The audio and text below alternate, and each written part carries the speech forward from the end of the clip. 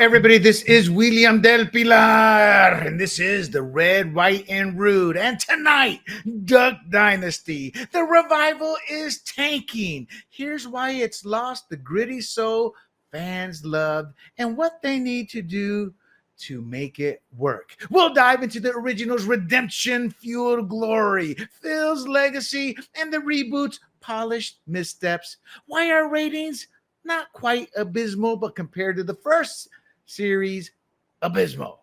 We'll unpack the patchwork American dream for a family that's no longer Duck Dynasty. So join me to explore why fans are disappointed and what went wrong. But before we begin, do not forget to bookmark grumblingsmedia.com and follow us on YouTube, Rumble, Apple, and Spotify under the handle Grumblings Media. And if you are watching this, what you can do right now is hit the thumbs up, as that helps us out tremendously. So let's get right into it. Why is Duck Dynasty the revival failing? Well, Duck Dynasty, the original, was a cultural phenomenon. It hooked America with faith, family, and duck cause.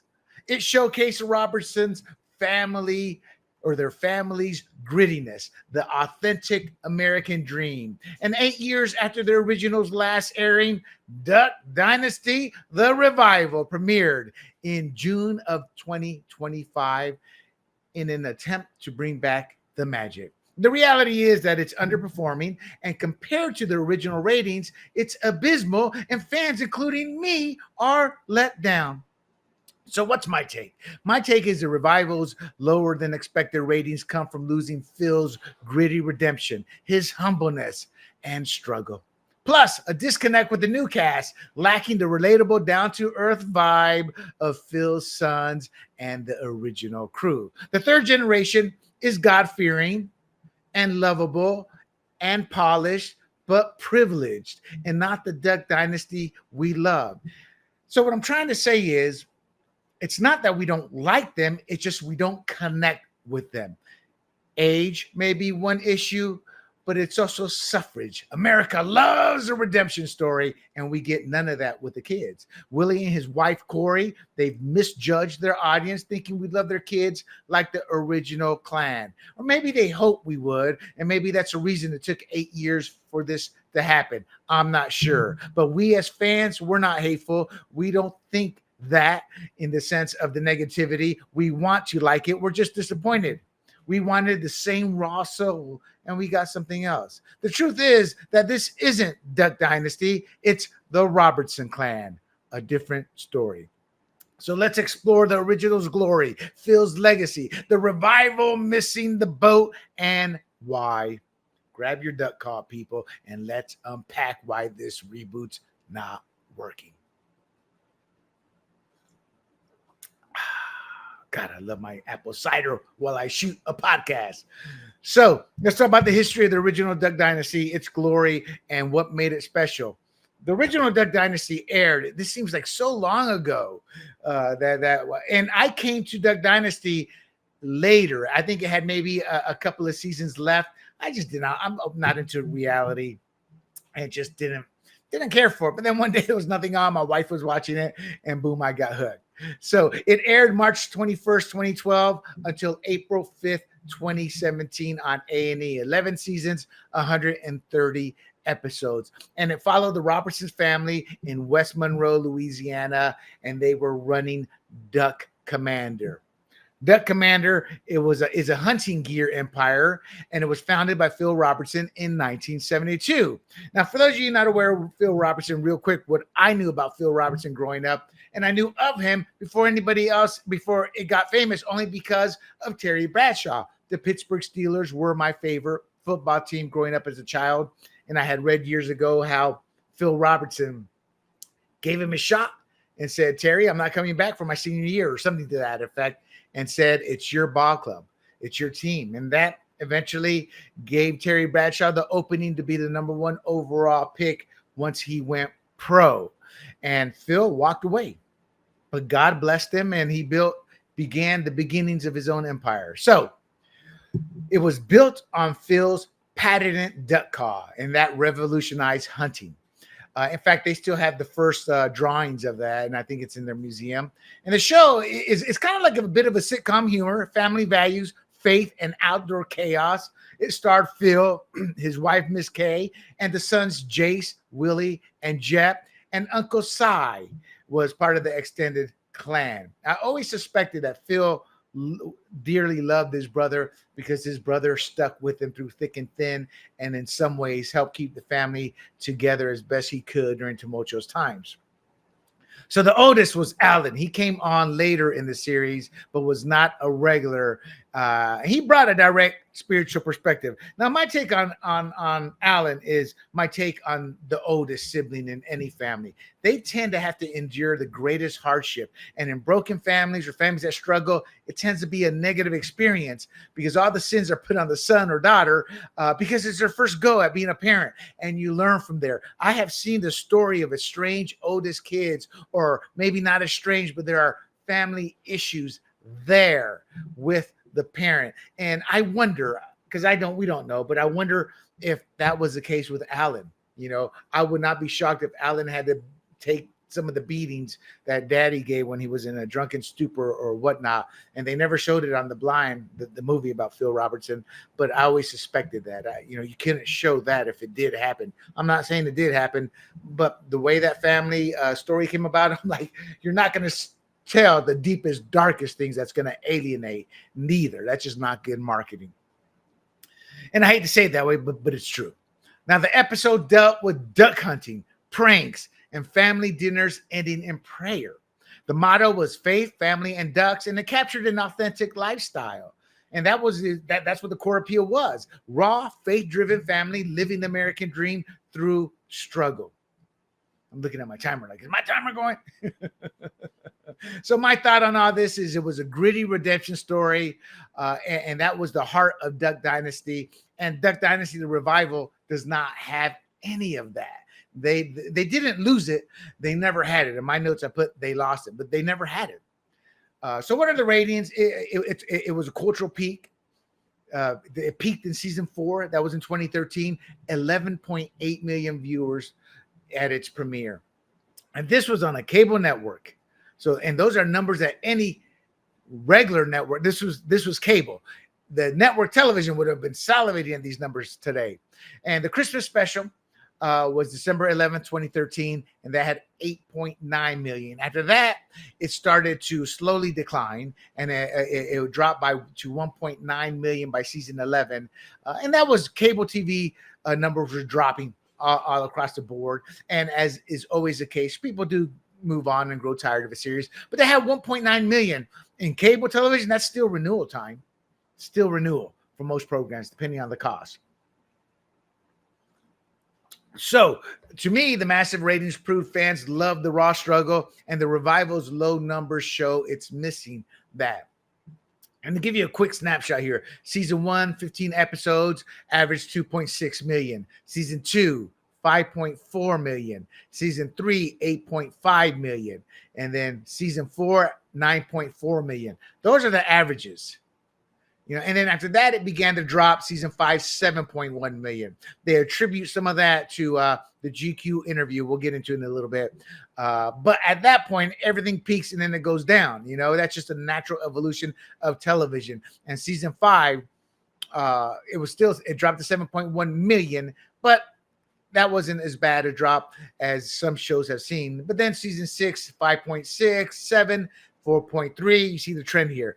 Season 8, 3.9, season 9, 2.8, 10, 2.4, and it closed out at 1.9 million. At that point, there may not have been many more stories to tell.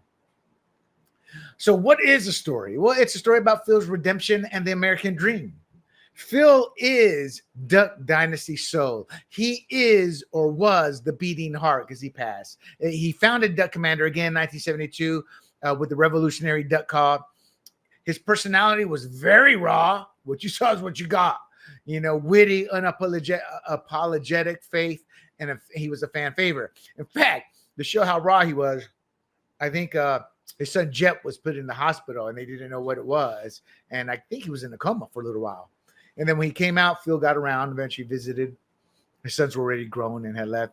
He goes, "Did you see a white light?" No, it feels like that's troubling. You got the Phil unfiltered. At 20, his redemption came at 28. He was a hard drinking, unfaithful bar owner to devout Christian at 28. In fact, the guy who he partied with, there's something here, guy who he partied with hard, I think maybe 10, 15 years ago, he called Phil after watching the show. And then Phil drove to where he would live there. I want to say Missouri or Mississippi, somewhere like that. And Phil saved him and he became a born again. And he passed not long after that. And the reason I say that is he was portrayed in the movie, as the guy who started to lead Phil astray. So his past, sex, drugs, and rock and roll. He neglected Miss K and he hit rock bottom. And after his transformation, he literally walked around with the Bible, preached the gospel, baptized converts in rivers, especially right by his house. He was like the Apostle Paul. He rose from sin to lead others to Christ. So he embodies the American dream, lifting yourself up through struggle. And he lived humbly. He stayed in his double wide trailer despite the wealth. He valued simplicity, nature, and faith over materialism. So in watching Duck Revival, I tracked it down. I remember he had said something about his grandkids. It took a little while, but I found it. And it was season 1, episode 2. And this is a quote. Quote, "The Robertson clan went from poor to rich. See, I'm dealing now with little rich kids." And he was talking about his grandkids. Quote, "I'm just trying to help them see their core values," unquote. Quote, "Nature, they need to get into that more," unquote. Quote, "You all got to remember, part of being a Robertson is knowing how to live off the land." And these quotes, again, are from Duck Dynasty season 1, episode 2. The episode was called CEO for a Day. And they are God-fearing people, but they never learned how to live off the land. They didn't get into nature as much. And Willie said this in the first episode of the revival. They never learned how to duck hunt. But I do believe they understand their core values. I do believe they love their Popeyes, I think they call them.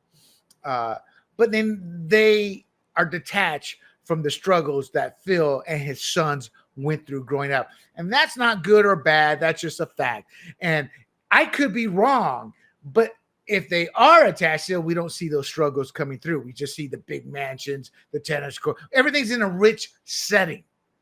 They're okay with flaunting it. And it doesn't bother me, but I have no connection to it. And that's just how it is. And the connection I had was that Duck Commander warehouse. Them being in the mud, them being dirty. Phil's double wide. It was a very middle class, even though by that point they were well off. But Willie always showed off his mansion, not in a good or bad way. It's where he lived and where scenes took place. He wasn't going to try to hide that. So I'm not negating it or knocking it, but I am saying from the reality of it, people aren't relating to it. Phil's gritty path to the American dream hooked America. The revival's polished kids, they can't match that. And I'm sorry, people. I can't match it, and it's dooming its ratings. So real quick, Phil in 2013 was suspended. A&E suspended Phil over GQ comments on homosexuality. You got to understand this. The American left will attack Christian values, period. I don't care if you're homosexual. Most Christians don't either, but they have their beliefs in terms of what they believe will happen after we pass. And Phil was like that, saying, hey, we don't believe in homosexuality, etc. And they condemned him. You never see that being done with Islam. Never. And that pisses the hell out of me. It's like Christianity is used as a punching bag because Christians accept American values. They accept the Constitution, and everybody has their right to live. But the left tries to destroy him, tries to knock it. And A&E fell victim to the online mob that doesn't really exist in numbers. Rush Limbaugh had a great show where he explained how these campaigns are created with a handful, like a couple dozen people that make it look like thousands of thousands. Well, they suspended him. It was announced after the season 4 Christmas special, which is why I brought that up. His suspension lasted 9 days. He was reinstated, a week later. And season 4 had already wrapped. No episodes aired during the suspension. Season 5 filming resumed 2014. No disruption. Why? There was 250,000 petitions. The family said, "Hey, the show's not going to go on without Phil." And A&E bent the knee as they should have. They should never have bent the knee to the mob. And that showed the power of Phil. Phil has saved many lives, many more than most of these leftists who work to destroy lives. Fans fought for Phil's redemption story. And the revival lacks that pull, lacks that type of love that the fans had for Phil. And that's obviously shown in the ratings. So Phil, rest in peace. Phil passed May 25th, just a couple of months ago, days before the revival's premiere. The cause is Alzheimer's and blood disorder. The impact is it's a massive void for the family nationwide, meaning the fans and the show, because they related and they loved Phil. He was beloved. And I'm sure it's tough for the family,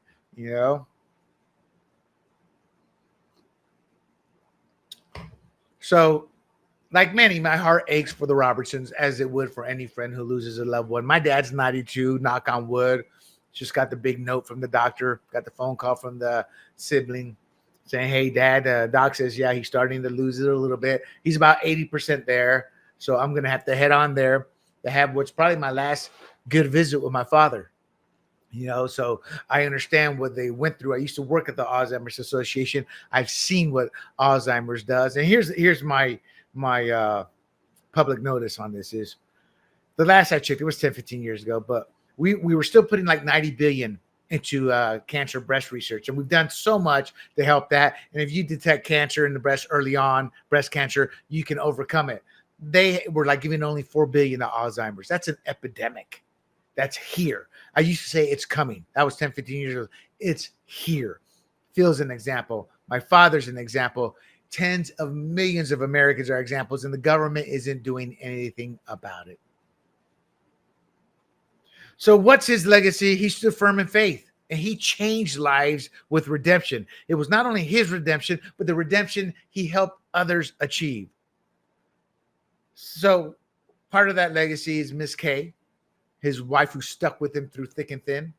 I think he was 16. She was 14 when they met and started dating.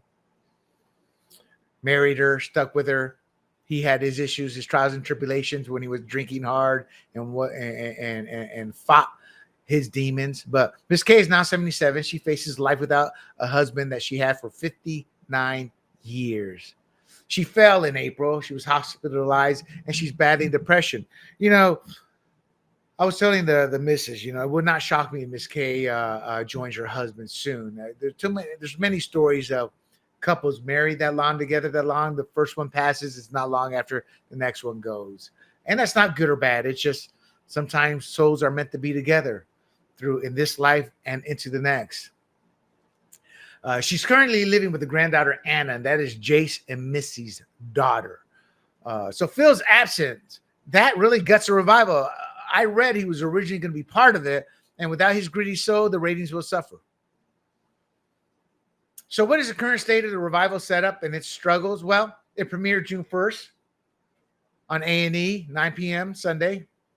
2 seasons we're going to get. We have this season, which is right around episode 5 or 6. It's expected to air 21-hour episodes. It's, again, currently in season 1. What's surprising is we only have ratings for the first episode. So A&E airs it, then it streams the next day on Amazon, Prime Video, Hulu, and Pluto TV, which I found surprising, considering that's completely free. Now, the ratings I give are probably are more than likely the A&E that I found, not the combined Prime Video, Hulu, Pluto TV. And, we're still in the Wild West. They're still working out, grabbing those numbers. So all those numbers total will dictate. But the question is, does Prime Video show the same commercials that are on A&E and on Hulu and on Pluto TV, or do they have their own advertisers? I think it's the latter. They have their own advertisers. So that diminishes how much they can charge for ads. If those numbers were all on one network, it would blow up the ad price. So that does affect decision making for this show, but we'll see. So the overview for the reboot, it's Willie and Corey, his wife, and their kids, John, Luke, Sadie, Will, Bella, and Rebecca.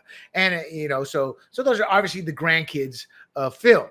And it centers on Willie's family. Now, we grew up with Jep, Jase, and Willie. So to me, it's incomplete. I mean, not in terms in numbers. That's a big family Willie has. And God bless him and Corey. They've adopted kids. They've helped. They've done a lot, in terms of being contributors to society, more than the average person. So I'm not saying this is a knock, but I'd love to see Jace's kids and I'd love to see Jep's kids. But one's in Texas and the others kids are in Tennessee, I believe. And Jase is more like Phil. He's a Bible thumping a fool. My wife watches him on their podcast, him and Alan, and there's a third person. I don't watch it, but she does. That's why I don't remember the third person's name. But unlike the original, there's no duck hunting. There's no real pranks, and there's no gritty vibe. I mean, there are pranks, I guess, but there was a chemistry, there was a love, there was a brotherly love, there was always a lesson taught at the end. And they try to do that here, but there's just no connection. It's a nice little show, but not, I used to look forward to, when I discovered it, I was just gobbling it up, binge watching it, and then looking forward to the new shows. None of that. It's going to come on tomorrow night here at the house, and we'll watch it, but we're not like, oh, it's that time, And it sounds silly, but it shows people get up for. I just got through binge watching a Korean show. I watch a lot of Asian television, a lot of Norwegian television, more so than I watch American. So not a lot, but when I do get time to watch, and I watch a lot of older shows. I don't watch a lot of current American shows. They are so woke, so bad, so terribly acted. A lot of money put into it, and you get a subpar show, and they wonder why the numbers quickly drop after it comes out on these streaming services. But anyway, again, unlike the original, there's no duck hunting, no pranks, no gritty vibe. So the focus, again, is on Willie's family, his semi-retirement from Duck Commander. And they talk about Sadie's podcast, John Luke's coffee shop, and Bella's gift shop. Again, these are, we don't relate because there's no struggle. Mama and Papa gave him money, or it's actually Mama or Papa's company that's actually owning it or whatnot. And that's not a knock against them. They can have their own skills, their own talent, and bring it up to another level. But we related to the struggles that family had early on that they relate to us, that help them appreciate what they got afterwards. And I'm not saying the kids don't, but the average person is not relating to that. So what are some of the things? Parenting, entrepreneurship, and polished faith. And that's what we're not relating to, is the entrepreneurship. And, because I told my wife, man, wouldn't it be great if our families were like that? These big, wonderful families living together. Like my family, we're all scattered. Her family, her parents have passed. Her brother passed, and she only has her sister, but she's on the East Coast, where my whole family's on the East Coast. I'm the only one on the West Coast. I've got a half brother that's getting ready to move to Hawaii. So there is something special about how tight they are, how they live in a compound, for lack of a better word. And what the tone is about, it's modern, it's family branding. It's not swamp grit like Phil brought to the table. So this polished reboot strays from Duck Dynasty's roots. And that's what is helping to set up the numbers they got on opening night. Willie can't carry the show himself. I've noticed the last couple of episodes, they've tried to do that. What I think may have happened, and I could be wrong, but I'm sure these shows are in the can and done, but the editing is still taking place. But what happens at times is stories they may have cut out, they may be putting back in. So they may have had less of Willie and more of the family. They're having more of Willie. And they're doing it smartly. Willie with one of the kids. One of the episodes had Willie with Bella's in-law, the husband. And Willie was being an ass. And it was purposely done. And it wasn't that funny, but it was cute. But that's a smart way to do it. So we get introduced to the in-law, the son-in-law, and he gets his airtime. And you start to relate to him. Yeah, Willie's being an ass. We're with you, bro. So you get that connection. So they're doing it the right way. But Willie can't do it himself. It'd be great if they had Jase, if they had Alan, maybe Alan with Bella, and her. They brought up her infertility. I think it's her infertility. Alan, storylines like that. But he can't carry the show, and it was his interactions and living clashes with his siblings, Jase specifically, and other Duck Commander employees and friends that won the heart of the fans and was the heart of the show. So not one brother or cast member carried the original, as it was a bit of an ensemble, even though Willie was the glue that everybody kind of revolved around in many ways. But they all had, but Jase had equal time. But Willie being the CEO, so it was a different dynamic. So as the shows progress, they'll likely begin to cut and edit more stories featuring Willie more than they likely planned. Again, I'm speculating. So what is a cast breakdown? Obviously, Willie Robertson, Phil's third son, the CEO, semi-retired. He's looking for a successor. He's really not, but that's just a storyline they're throwing. Then Corey Robertson, Willie's wife. She runs Duck Commander now, and she produces via Tread Lively Productions. So there's probably some bias in there. And when I say bias, I don't mean it in a negative way. It's just you're going to be biased towards your family doing that, et cetera, et cetera. And that's fine. She has a wonderful family from what we're seeing. They've done a wonderful job raising them. There's just a lack of connect, and they've got to build that connection up. And they're not going to build that connection up by just showing the kids. They've got to show interaction with the older clan. Then there's Uncle Si, 77. He's has dumb humor with Bigfoot Pitch. And he's active early on. And I'm going to talk about that in a bit. And poor Miss K. I say poor Miss K because she's struggling. Sparse appearances due to the fall. Well, no, I don't think it's due to the fall. They had already wrapped up season 1. But she's had sparse appearances. And she lives with Anna. So she's, and season 1 has been in the can. So I don't know how much of this was affected. But she's older. And she's had health issues. My wife has told me this as she watches Jase's podcast. They're kind of giving updates on the parents as the show goes along. And Phil used to be on the show a lot early on. And then they feature Willie's kids, Sadie Robertson, John Luke Robertson, Bella, and their spouses, Will Robertson, Rebecca Robertson. And then their own grandkids. They're a little toddlers still. So it's the Robertson clan. So they're missing the key cast kills the chemistry, and Willie's polished kids can't carry it alone. So you notice I haven't talked about the ratings. So let's talk about the ratings. The ratings. Premiere was only 510,000, and I was disappointed for them. I was like, holy mackerel, that's not good. Because these shows cost money. And man, on their podcasts are probably can draw those numbers. They're much cheaper. In the Blaze with Jase's podcast does good numbers. So, so that's a big hit. And but it did beat A&E's First 48 Presents in critical minutes, 378,000 for them. So it's still doing well. So based on the fact of how it compares to A&E shows, it's a hit.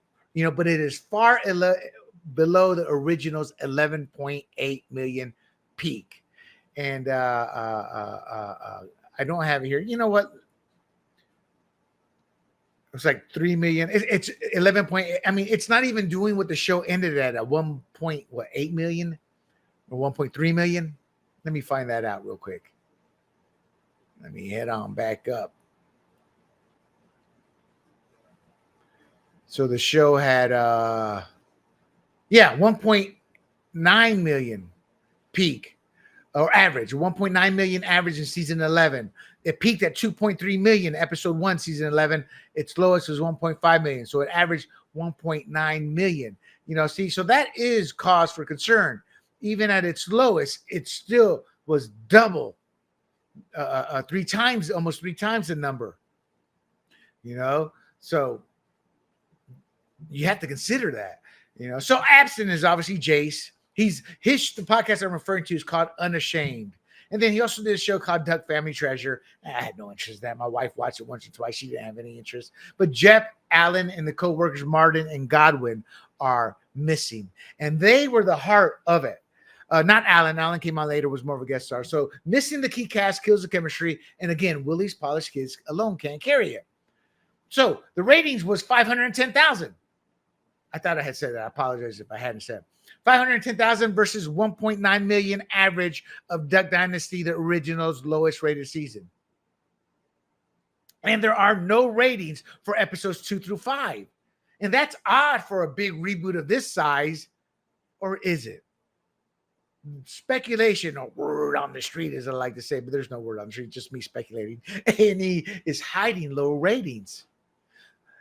The key is here for most of these seasons, the first episode kind of was the highest drawing show. So that doesn't bode well. So I am curious. I will give a minor update in the next podcast because I'll keep my eyes open for numbers of shows as they go on. But 510,000 shows, that's a very niche audience. And again, the alternative streaming metrics, we have no data, and that has to be all brought into the picture. So my thought, though, 510,000 viewers, no further ratings, scream dismal ratings. Not failure, but dismal rating, and fans aren't watching. So why is it failing? Let's talk about that. Again, the words are proving to be prophetic. The quote, the Robertson clan went from poor to rich, so I'm dealing now with little rich kids, unquote. I'm not going to do the quote, unquote. This is what he said. The Robertson clan went from poor to rich, so I'm dealing now with little rich kids. I'm just trying to help them see their core values. Nature. They need to get into that more. Y'all got to remember, part of being a Robertson is knowing how to live off the land. Again, quotes from Duck Dynasty Season 1, Episode 2. CEO for a day. The clan leader, Phil Robertson, said that. And he wasn't being mean or vile towards kids. He was just saying he wanted to impart that on them. And I think he imparted most of it, except being one with nature. And they don't duck hunt, which was the core of Phil Robertson and everything he did. You know, Willie said it best, though. There's only one person that's paid to hunt. And duck hunting. That was Phil. And again, the revival swaps Phil's gritty ethos for the third generation's polished lives. And you hear me, I keep saying polish. These kids are extremely comfortable, well-polished, and so scripted, it's obvious. There's none of that, man. You knew the first one was scripted, but they were so raw, so natural that it felt real. I don't get that feeling out of this. I get script feeling. And then the scenes that don't feel scripted, there's just no connection. You know, yeah, I'm very happy they had the grandkids. Willie and Corey are grandparents, but we're not interested in their stories. We're interested in the story of Willie and Corey and Jase and Alan and Jep and Cy and Godwin and Martin. And why do I say that? Because the original dealt with muddy beards, duck calls, and a redemption struggle. That was their whole shtick, was a long beard. They made that a pop culture phenomenon. Men across the country were growing these long beards. No exaggeration. That has been wiped off. That's why people are saying it's not Duck Dynasty, it's the Robertson clan. Now it's just influencer lighting, podcast mics, and tennis whites. Sadie's an Instagram star. I guess her podcast got Whoa. That's a good podcast. It's polished faith for Gen Z, and God bless her, she's delivering her message. You know, but you have to remember, being a social media influencer does not always translate to television. It's a very niche audience. The kids are God-fearing, preaching. They're not bad people. They're good people. It's just that the show is not clicking because most look at it. And I've talked to people. I did get some feedback from people who have watched the show. And the consensus is they were kind of born into a rich family. There's no struggle. There's no redemption arc. I can't connect with them because that's what I root for. That's what I'm hearing a lot. So what you get is Sadie's modern faith versus Phil's raw river baptism type sermons. So look, what's my thought? My thought is America loved Phil's path to the American dream, and the rich family vibe doesn't resonate. And that's why people probably aren't tuning in.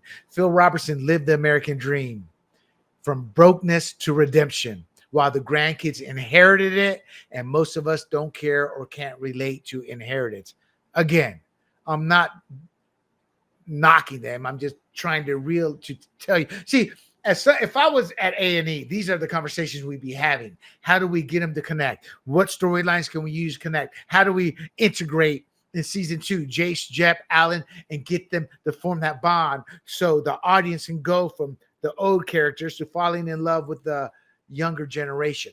That's what I'm talking about. That's what they're having to figure out. That's what is broken in this relationship with the audience, or the lack of audience, you know. And the original, again, duck hunting, mudding, the outdoor chaos.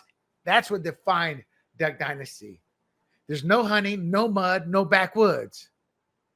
The third generation doesn't hunt. It ignores Phil's land-based roots. Right or wrong, that's a fact. And Willie said it in the first episode, none of them learned how to duck hunt. They made it fun that they couldn't duck hunt, but they completely missed the mark. Because I'm watching it, I was kind of embarrassed. I'm like, well, that was the whole heart and soul of these kids. There's families where the heart and soul of what they do is passed on. So the fact that duck hunting wasn't passed on kind of misses the window in any type of revival. Again, it's not Duck Dynasty, it's the Robertson clan. So I think Corey and Willie, in putting that scene together, whoever put it together, were clueless in not realizing the audience isn't going to connect with this. They're actually going to look down on these kids. And they did. My wife, who's one of their biggest supporters, in my mind at least, she kind of felt embarrassed for them. Wow, they don't know how to duck hunt? You think they would have learned. He would have taken them out. Their fathers would have taken them out. Looks like they did not. And I think we saw one of Jase's kids there too. Again, it's not good or bad. It just didn't happen. And it's bad in the sense that they wanted to make this show succeed. It needed to be part of it. The kids, their focus is podcasts, coffee shops, and not nature. Now, it could be wrong, but you're not showing us if it is on screen. Part of being a Robertson is knowing how to live off the land. No hunting, that kind of hurts Duck Dynasty's soul. The fans wanted grit, and its absence is sinking the ratings. Excuse me. To me, this is where Willie and Corey misjudge. That's where it's too much love for your kids. You're too tunnel vision. You're too narrow-minded. Not good or bad. Every parent has it. But my take is that they are driving the revival's modern vision. I saw in a preview like months before it came out. It's like, which meant they were filming at the time. Well, it's time to pass on to the next generation. Well, the next generation has to have ties to the old generation, and faith alone doesn't make it work for television. Willie built a $14 million a year duck commander empire. Phil got the foundation. Willie took it to the next level. So that's why I don't fault Willie. It's like, Willie's Willie. Jase is Phil. Willie and Corey are the business minds, acumen, the more modernized. Jase seems to be the one who he's become Phil. Not good or bad. It's how we see them. And people say, well, William, you don't have a family. Well, I don't care. They're portraying their family on television. And I'm just telling you, this is how they are seen. And this is why I think, and I know a little bit about ratings. I know a little bit about numbers. I've done television, Now, it was guest stars on mostly fantasy shows. I was a semi-regular on the first season of Total Access on the NFL Network. So what Corey, to me, is doing, she's producing, but she's pushing the family brand. I do wonder how hard she worked to get Jase and Jep and those on the show, how hard she worked to convince them. I had no clue. But that question, as a business exec, that would be my first question. Have we set up meetings with those guys? Why? Because y'all got 500,000 in your first episode. We haven't started shooting season 2. And if you want this to survive, we need to set up meetings and get those guys on the show, period. End of story. If you want A&E Network to carry it. It's that simple. I think they assume that the fans would love their kids, and we do. But we don't connect to them like we did the Phil clan. And the Phil clan was Willie, Jase, or Jep, and then Alan, and then the wives, Missy and Corey. And then we connected, obviously, to Cy and Kay, and Phil being the heart of it all. That's who we connected to. But we connected to the 6 main characters, the clan, the sons. Even that when Alan came on, it was fascinating. I was like, who is Alan? Looking them up and all that. And then I wanted him to be more part of the series because I saw as the oldest, he probably had it the hardest. And I'm like, man, he should get his just rewards too. And I'd be on that show more. And I don't know what the dynamics were, but you connected to that. And the spouses were the spouses. It's not that we didn't connect to them. We connected to the sons. And I think they assumed that the fans would love their kids, which they do, but we love Phil's clan. So the fan pushback is one of the things I saw is the mansion aesthetic feels Hollywood. I don't get that at all, but I understand what the fan is referring to. A Google review was, quote, seriously, Willie, you should be ashamed. I'm sure Phil would be. Now I'm stating that because that's an unfair statement. Now it's not that, it's wrong to say that. I don't believe Phil would ever think that. but I do think his words from season one are proving to be prophetic, at least in the lack of connection. But that quote, that fan is wrong. And I just said that there's always fans who are going to be mean and crude behind their computers. For me, it's an issue. Never forget where you came from. It's a truth towards humbleness. And I believe these grandkids have not forgotten. They're simply not one with how Phil was raised with the outdoors. And like it or not, that is one of the biggest core components of Duck Dynasty. They're not hunters like the previous generation was and is. And most parents will say, well, I'm going to let them live their lives. That's fine. But you should always make sure they never forget their roots and they experience it and they do it. You know, and I see that a lot in the military. Now, Duck Commander now, per many Google reviews and social media comments, is, quote, Yuppieville, unquote. It's a tourist hub. It's not Phil's workshop. And you're on the tourist hub, I get that. The Duck Commander warehouse just seems to be more for tourists now. That's what it seems like. So, again, they misjudged. The fans wanted Phil's grit, the son's playfulness, and rivalries with life lessons. They didn't want a polished brand, which, in my opinion, led to lower than expected ratings. It's fan disappointment, though. It's not hatred. They're disappointed. They're not hateful. How can you hate the Robertson clan? They're giving. They're good kids. It's a different generation, I guess. Movie Guide praised it for, quote, the biblical worldview, unquote. But the fans want more. See, that's the thing about the Bible. The Bible's message is one that many of us fail to attain because it's a goodness that our moral judgments. We want to have, girls want to have fun, boys want to play. You know, it's that type of mentality. So you need to mix that in with tales that'll draw you in. It's that simple. It's an ugly truth about life and human nature. Some of the Google reviews, I'm not going to say quote unquote, but I'm reading them as they are. Great to see kids grow. Here's a positive one. Great to see kids grown up. Oh, I guess it's not so positive. Great to see kids grown up, but it's not Duck Dynasty. No hunting, no mud, just a sanitized brand. Pass. I admire their faith, but nothing relatable anymore. I bought the blind. I want my money back. This isn't what Phil stood for. I just completely disagree with that one. More Kardashians than Robertsons. I completely disagree with that one too. But I just wanted to give you the wide range of reviews. But I get what they're all saying is it's not Duck Dynasty. It's the Robertson clan. Morning mud as in MOURNING, not MOR as in the morning, that part of the day. Morning mud, struggle, and simple faith. In essence, fans are disappointed. They feel a sense of loss. They're mourning over the absence of the three key elements that define the original Duck Dynasty. Mud represents the gritty outdoor, the backwoods lifestyle, the duck hunting, the mudding. And that gave the original its raw, authentic vibe. The struggle. And that refers specifically to Phil Robertson's redemption arc, his journey from a troubled, sinful past to faith-driven life. And that embodies the American dream through personal struggle. But I also related to the kids, to the boys. And I related to the boys because growing up, they had a struggle. They were children, young children, but they had to deal with Phil's anger, his boozing, his womanizing, his dark side. So I can relate to them. I'm like, I'm like, God, they've earned it. God bless them. And it's not that the new generation hasn't earned it. It's like, never forget where you came from and how they are portraying them. There's no connection to that. Simple faith is the third one. It captures the unpolished, heartfelt Christianity of Phil's sermons. It's a simple, strong, lack of political correctness sermon. He was just real. What you heard and saw is what you got from Phil. His sermons and family prayers. And that resonated with the show's audience. Mostly conservative. A lot of born-agains who were former liberals, progressive, socialists.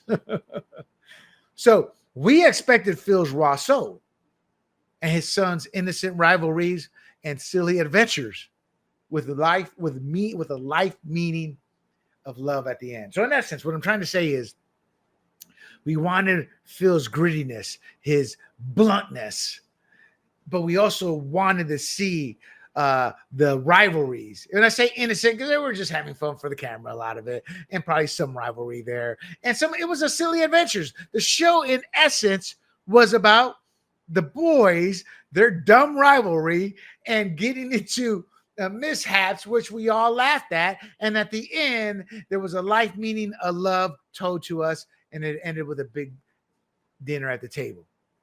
And it involved outsiders and the spouses and the kids at times, but it's centered around that silliness. Instead, we get a loving but rich family most don't relate to, and that disappointment is probably what's driving the ratings lower than what they were.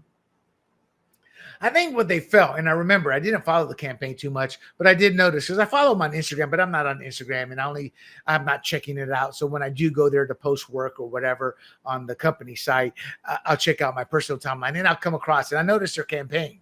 So they all had the A&E marketing. Hey, it's coming back. So they marketed it across the social media channels. And I guess it did not work. I think they should have probably done a better job talking about it, interviewing about it. I didn't see much of that happening. Maybe it did, but if so, it missed my generation, and thus another reason for the lower. Because Sadie's, I asked my wife, "Do you listen to her? Why?" She said, "Why? She's young. I don't relate to her, but she listens to Unashamed all the time." You see, I don't know how much they talked about it on that show, but she did mention it, so they must have talked about it. So, how the revival can recover? Well, the core issue is the revival's polished vibe, the missing cast, and the lack of grit has alienated certain fans, and it's created a first episode ratings tank per comparison to the original. You got to bring back Jase, Jep, Alan as regulars or semi-regulars, and they have to be equal to Willie's kids. Why? The sibling rivalries, the pranks, the faith-driven banter, Jace's wit, Jep's quirks, Alan's spiritual perspective. And that's what made Duck Dynasty a phenomenon. You know, you can rotate the appearances. Jase versus Willie's pranks, Alan mentoring. Not every episode needs all of them, but you got to have them as equal star billings. The fans lament, no Jase, no Jep, no laughs. That's what one said. And they crave their original clan's chemistry. This will help integrate the generations in gritty adventures. Blend the old and new generations in hunting, mudding, pranks to make the kids relatable. Jase teaching Sadie to hunt, for example. You know, the uncle, not the father. Jep and John Luke pulling pranks. They talk business. The coffee versus the, I don't know if he still has it, the roach coach. Well, that, in the military, we call it the roach coach, where you had the truck and you made the food out and you sold. I don't know if he's still doing that. But, you know, something like that. You know, Alan guiding Bella on faith. With the goal would be easy, to show the kids embracing Phil's land-based roots, tying to his American dream and who and what they were. And maybe they do that. And if they do, they need to show that on screen more. Fans want family chaos, not influencer vibes. That was on a social media post or maybe a review. Quote, no honey, no Duck Dynasty, unquote. And then you got to position Cy and Miss K as the elder statesman. You know, Cy's 77, Miss K is 77. They're supporting the elder statesman. They're not central anymore. Cy is and isn't. You can use him sparingly for some heartfelt storytelling and avoid the caricature. It's like the overdone Bigfoot bits. That was so scripted, so terribly done. The magic of Cy's silliness is gone, and it's just overdone now. So use him sparingly where it will work. And Miss K, you know, she's always been a secondary character, but focus on, you know, who and what she is and her tie to Phil. Prayers at the family events. And we know she's limited by health. She's suffering depression, what I read. This could help her get out of that. I don't know, though. Every family, I'm dealing with that with my father, but on social media, when I was doing the research, I saw posts that are tiring of Cy's cartoonish bits. They want authentic moments. Now, they were probably scripted, but they came across as authentic Cy's silliness. You know, you got to reintroduce the supporting cast and special segments from the original supporting cast. Bring back Martin and Godwin for Duck Commander classic segments, moments. You know, Martin was his quirky warehouse worker that he added humor. Godwin was a loyal employee. He brought heart with banter, you know. Now, I don't think they could do that with their kid, the brothers, the siblings' kids, but with the actual siblings, tie them into some of the storylines with the kids. But the warehouse antics are missing. They had a dumb silly one episode of somebody was stealing the food. It just reeked of scriptedness, and so it was more of a turnoff, not in a negative sense. Like, it's fakish, And some of the social media posts where they missed Martin's one-liners and Godwin's vibe. Emphasize humility, God, family, and joy. Downplay the kids' wealth, the mansions and businesses. Highlight God, family, and joy. And again, the pranks and the adventures. Show the kids in humble settings, community service, church events, not the flashy lifestyles. And that's kind of what they're doing, whether they realize it or not. And I'm not saying this to knock him. I'm coming to them as this is a business. This is what you have to look at with what's happening with the show. They got to align back with Phil's simple faith. Maybe show clips of him when the stories align, and you go back to a clip of Phil, how it relates to that segment, that will help tie in the audience. And that's American value fans relate to. Collider noted their online entertainment site in terms of news. The quote, the affluent lifestyle doesn't fit everyday Americans, unquote. That was a fan critique.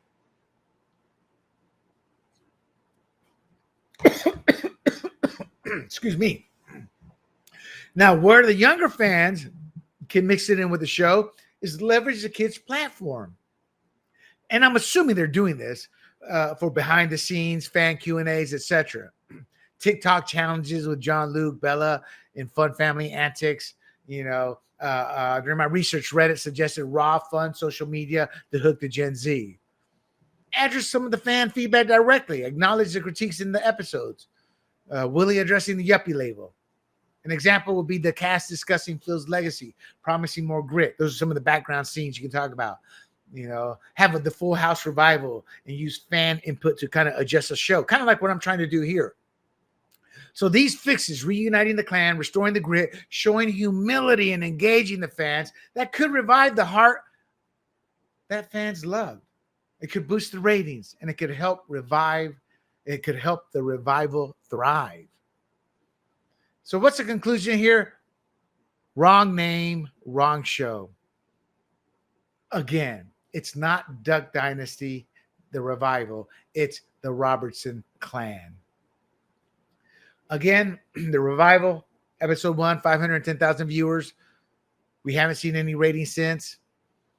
They lost Phil's redemption arc, the humbleness, the American dream. It's third generation. It's polished, no struggle, no hunting. It's just another rich family at the end of the day. A rich family we love and adore, but we don't love and adore them enough to want to keep watching every week. I believe Willie and Corey misjudged the fans' love for their kids versus the original clan. We love their kids. We love everything they do. They are wonderful people. My wife made me order Willie's book, when it came out some months back, but she's not as interested in the new show either. And we're going to keep watching it we just love the Robertson clan, but we are in the minority. So the fans are let down. They wanted Duck Dynasty's grit, not the Robertson clan. It's not their fault because families evolve. But again, it's not Duck Dynasty. So the term to me, Duck Dynasty, is misleading. But if they had named it the Robertson clan, it would not have worked. And the result is season 1 episode, the ratings were low because fans aren't watching the rebrand. And part of it, I think, is marketing. I never saw any marketing come my way via social media, via television, via radio, via anything, anything that was directed towards my generation. And they got to keep it real. And they're not. They honor Phil's legacy early on, and in their defense, the first season was in the can. But grab a duck call, And that's it, my friends. That is it. That is today's show. And I guess my closing would be, well, before I close it out, got to do company business, as Corey and Willie would say. Make sure you bookmark grumblingsmedia.com. You can find this podcast, my conservative podcast. Woo, did I have a hell of a show last Friday? I'm fired up. I had to hold back because it was a co-host from one of our other shows. Oh, and I'll never do that again. Not good or bad, but when you do a show, make sure you have free reign to speak your beliefs. But you can catch my fired up conservative talk podcast on national issues at grumblingsmedia.com, as well as my fired up California. These are weekly shows. The California podcast, it's all things California. And I do a sports one, Points on the Board, where I talk politics and sports, etc., etc. We have libertarian, if you're a conservatarian or libertarian, or if you have TDS, I guess. But we also have pure play sports shows as well, basketball and football. Grumblingsmedia.com. You can find all that, including clips, in one spot. But you can also follow us on YouTube, Rumble, Apple, Spotify under the handle Grumblings Media. And you're probably watching us on one of those platforms as it is. Make sure you like and share this podcast, and make sure you give it a thumbs up. So until next week, my friends, which I'll bring you an update if the ratings are here, but I'll be talking about another culturally relevant topic again. Until then, my friends, stay faithful. Keep hunting for authenticity. I am William del Pilar, your conservative Latino for the red, white, and rude, where politics is downstream of culture. And what that means is everything culturally that happens eventually affects us politically.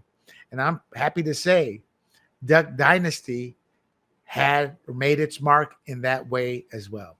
Until next week, my friends, goodbye. Hey everybody, this is Big John from Grumblings Media, and I just want to say thank you for watching our content. If you want to support our efforts here at Grumblings Media, just smash the subscribe button right here, totally free, or just go ahead and consume more of our great content. Click either one of these two boxes.